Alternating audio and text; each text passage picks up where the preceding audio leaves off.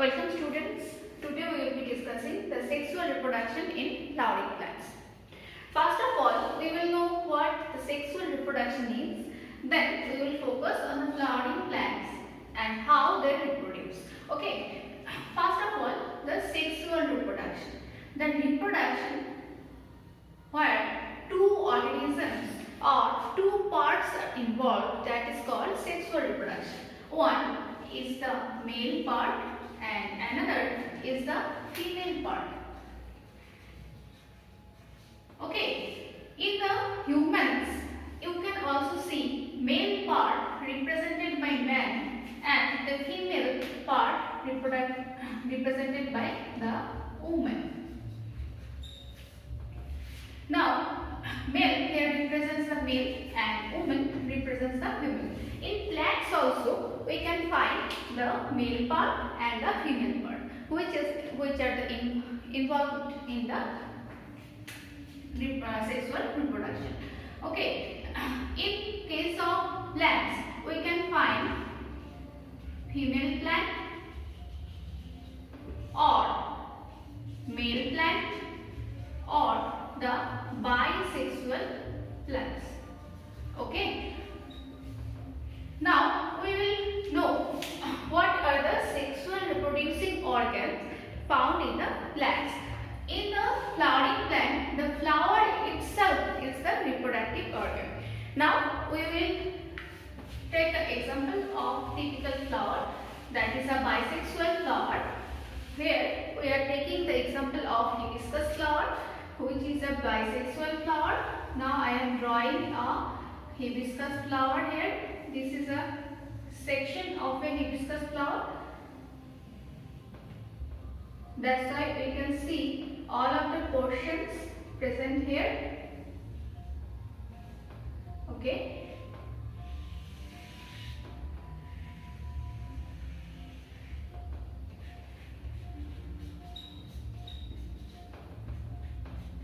This is a simplified diagram of a hibiscus flower. Okay. Now we will focus on the reproductive parts of this flower. This is the female reproductive part, from this part to this part. Okay, and in the middle section male reproductive part is the present here. First of all, this part is called the stigma. And after that, this elongated part, this is called style. Okay. Now this swallowing part of this flower is the ovary.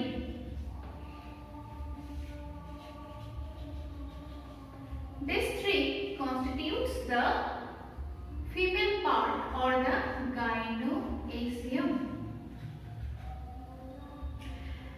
Inside the ovary we can find ovule, which is composed of 3 cells here. There is a middle large cell and 3 other cells at the base position. Okay, these 3 cells are haploid in nature. Of these 3 cells, one is the egg, another 2 are the synergids. In the middle portion, this is a definite nucleus, and these 3 cells are called antipodal cells. Okay. Now coming to the male reproductive part, that is called androecium. This male reproductive part composed of one anther position and one filament. This is the anther and this is the filament. This anther contains the pollen grains. Inside this there are pollen grains.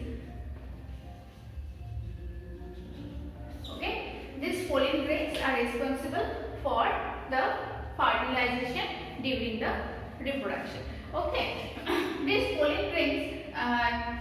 enters through the stigma and expels from there and enters into the ovule portion. Now we will see how this reproduction or the fertilization occurs.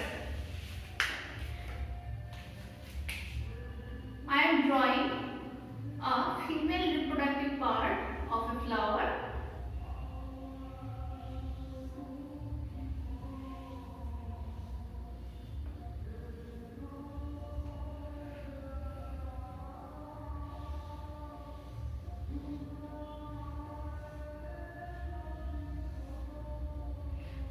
This is the stigma portion.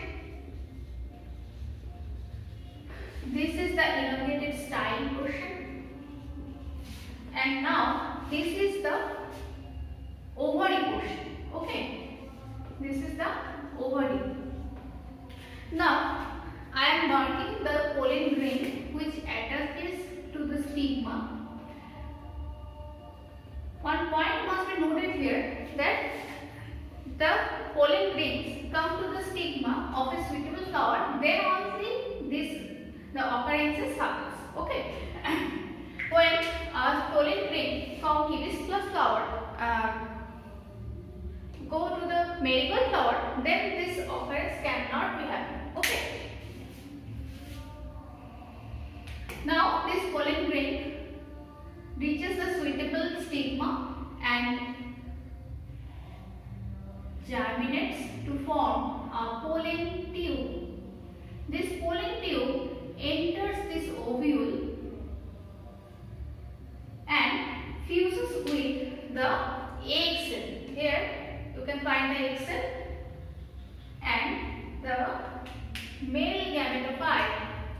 That means the male gamete which is present here enters here and fuses with the egg and forms the zygote. These two cells fuses to form zygote, which results into seed. Okay.